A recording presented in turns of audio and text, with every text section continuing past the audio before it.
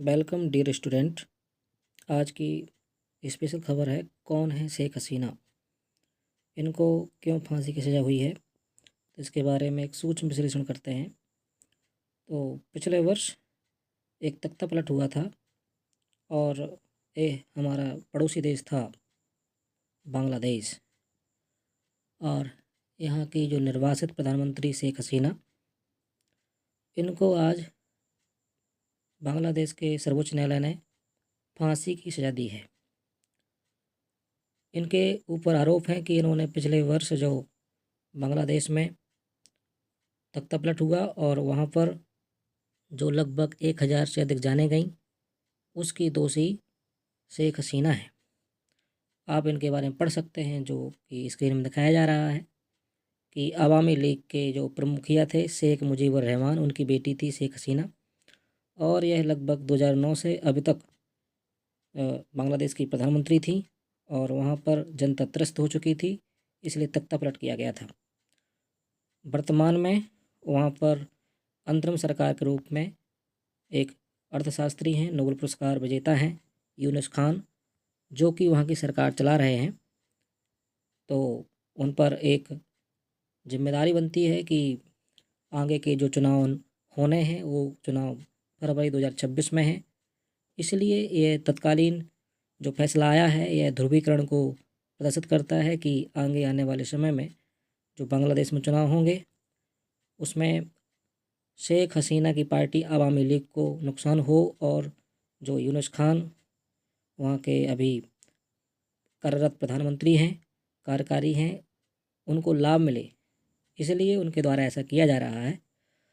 और सबसे बड़ी बात यह है कि जो हिंसा है, इसके द्वारा उस देश में बहुत अधिक नुकसान हुआ था, अत्यधिक जानें गई थी।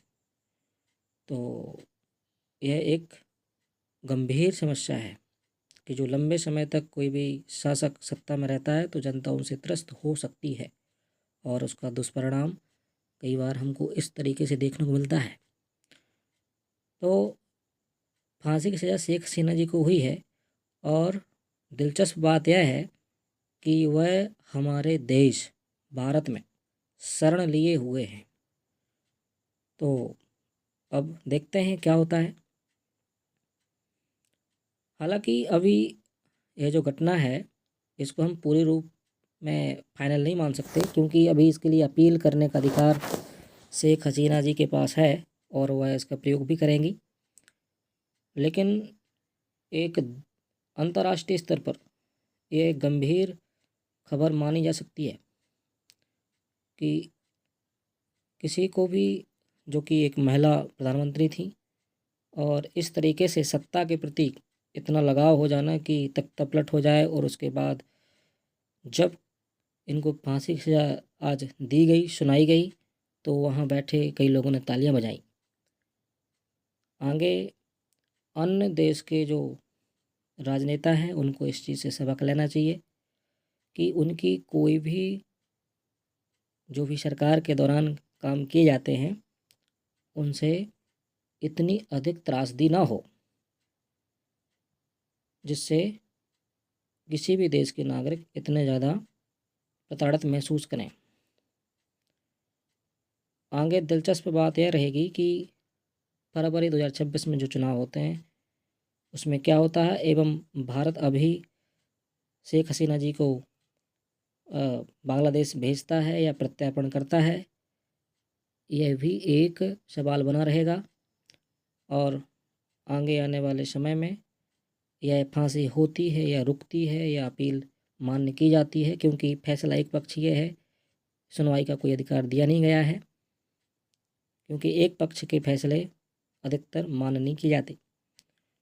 इनका मत सुनना पड़ेगा कि शेख हसीना जी के कार्यकाल के दौरान जो घटना हुई वो कितनी एक पक्षीय थी, उनमें इनका कितना दोष था।